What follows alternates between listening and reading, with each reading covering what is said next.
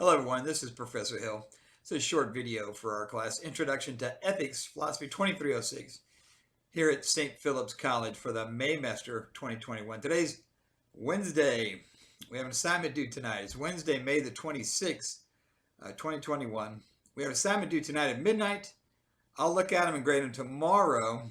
But because we're in the middle of week 2, we're on the home stretch because also a week from tomorrow, this class ends. We have an assignment that's going to be due Sunday night and then next Thursday, and that's the last day of class, the 3rd of June. So make sure that you've got all your assignments in order, and you want to make sure that you've written and submitted your essay first, and then read through and commented on at least 2 others.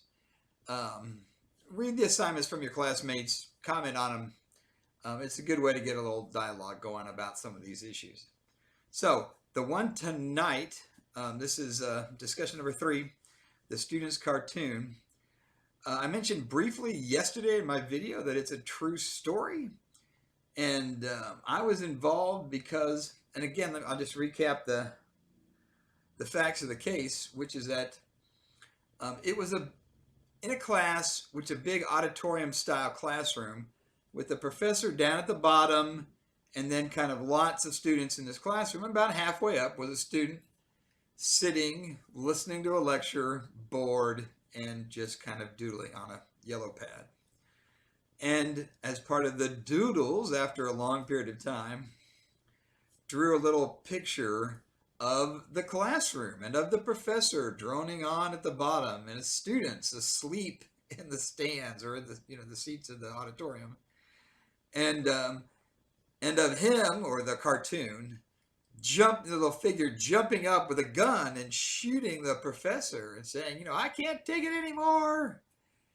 And well, the student draws this cartoon, a gun in hand, shooting the professor. I can't take it. But then gets up when the class ends, wads it up, throws it away, throws it into a trash can.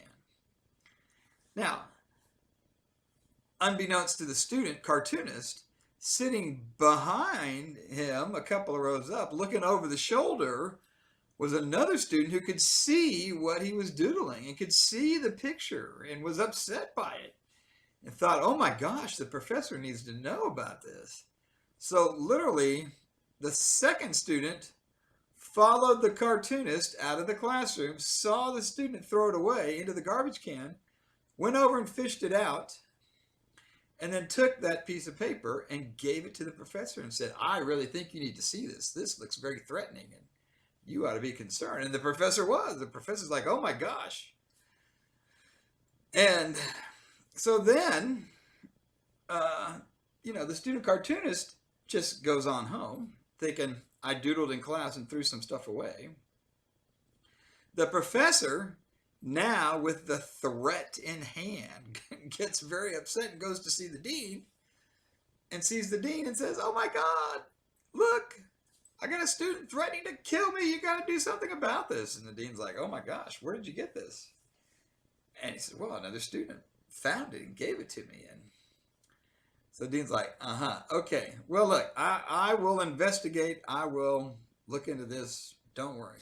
And, the dean very appropriately handles the situation by calling the student and saying, get in here. And says, look, your professor gave me this note. Did you draw this note?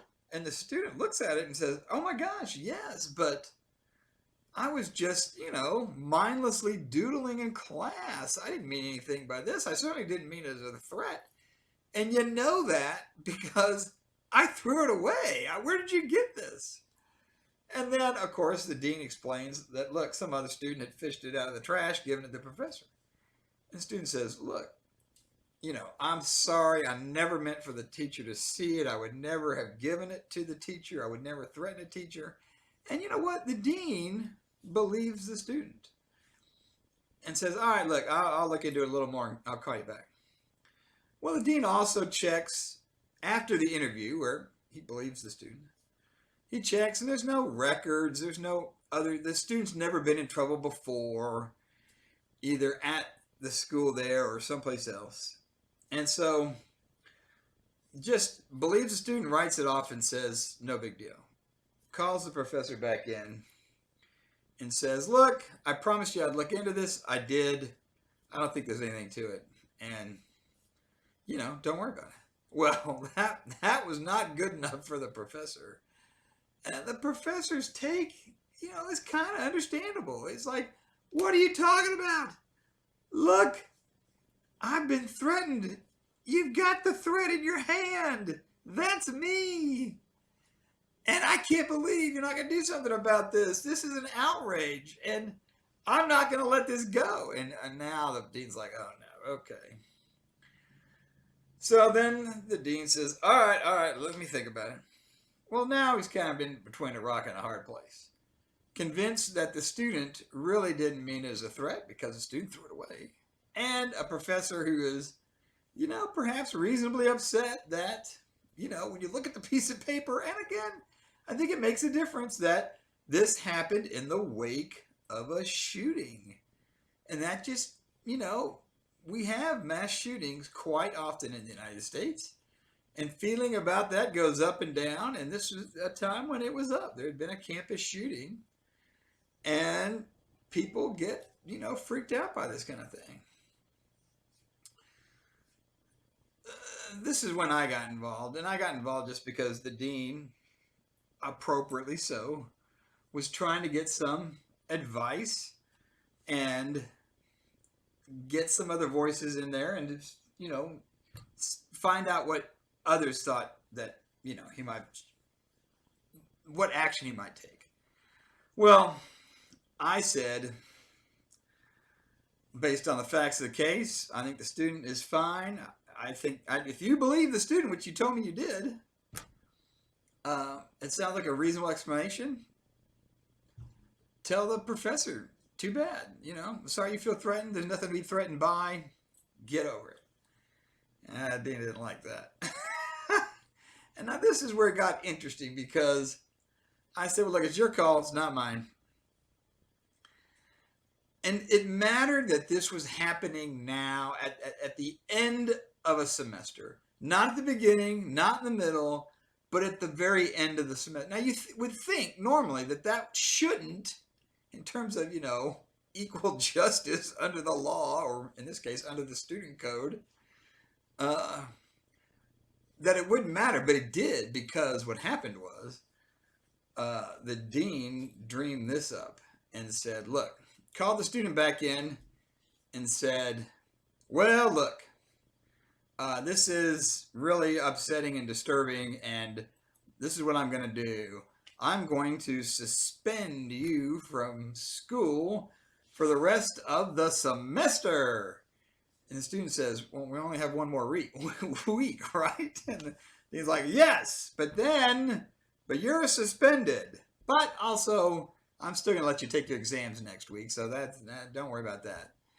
And, classes are ending, so, take your exams next week. And in terms of the one class with the professor doesn't want to see you again, so what I'll do is I'll just have another professor give you the exam and proctor it separately. And so you don't have to go back to that class. Professor doesn't have to see you, but you can still finish even that class as the rest of the others as well. And so then the student says, well, wait, I'm suspended for this semester. Yeah. Well, when can I come back? So, well, it turns out that, again, made a difference that it was the spring semester. After you've been suspended, you have to sit out at least one following semester before you can come back. And the student says, okay, so that's this summer, right? Yeah. Well, I had an internship for the summer anyway. Okay. So I can come back for the fall just like I was planning on with no problem. Yes. So the student's like, okay. And the student was like, look, I understand whatever you need to do. Was didn't complain, didn't push back about anything, which in hindsight, I was kind of surprised by, but the student wanted to be very accommodating and said, okay. And that's what happened. was literally suspended for the rest of the semester, but it was really the last week of classes anyway. Student took finals, went off to the law firm for the summer, just like, had been planned, and then back in the fall. And so there wasn't that big a disruption to the student, even having been suspended. But the dean could turn around to the professor and say, by God, I took what you said seriously, and I want you to know that we've taken strong action and we've suspended that student from school. And the professor was like, oh, thank God. I'm glad you listened to me, and I'm glad that that student's not going to be around, and I feel better, so thanks. And so the dean kind of had it both ways. Made the professor happy. The student was like, sure, whatever, it's not that big a penalty. It sounded bad, but really the impact was quite low. And so the dean kind of thought, see, I threaded this needle. I got this right down the middle. And so I got to tell you, I was unhappy with the outcome, though.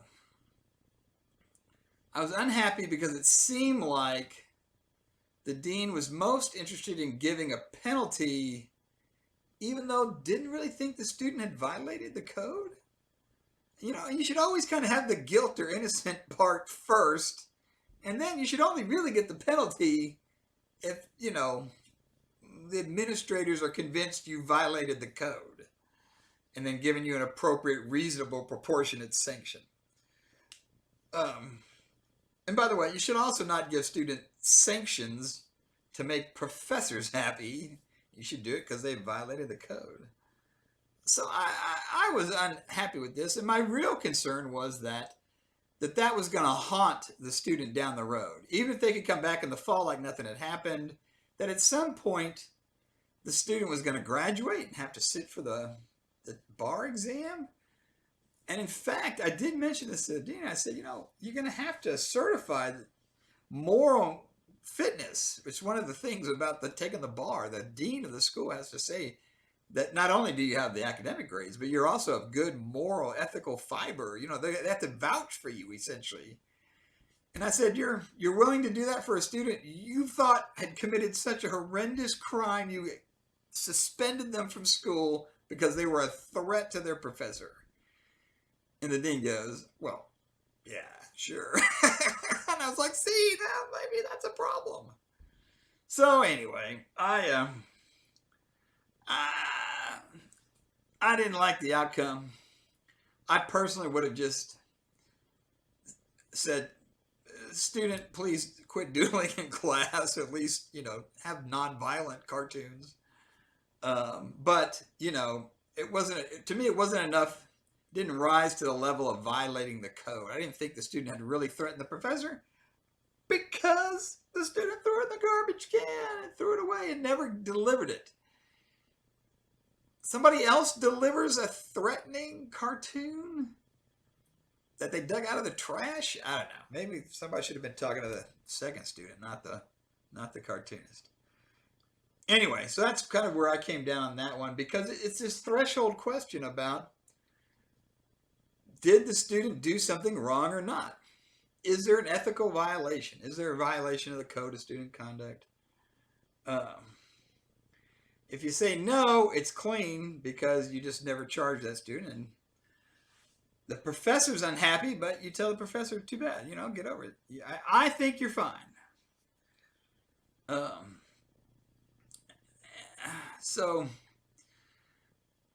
other people have, different takes on it. I'm curious to see what you guys think. So that's the one for tonight. Tomorrow, Thursday, I'll grade all the assignments that come in tonight at midnight. And I'll give you another update in terms of where you are in the class with a week to go. So we got to make sure everybody's on the same page. Again, if you have got incomplete work behind you, you didn't turn in an essay, or you turned in an essay, but you didn't do the comments, clean that stuff up. Sweep up your side of the street, okay? And then I'll circle back and take care of that. Because we got to make sure we're on a short time frame. It's all compressed, that we're all squared away by this weekend. We want to go into next week ready to go. All right, so take care of yourselves. Get those essays in. Bye-bye.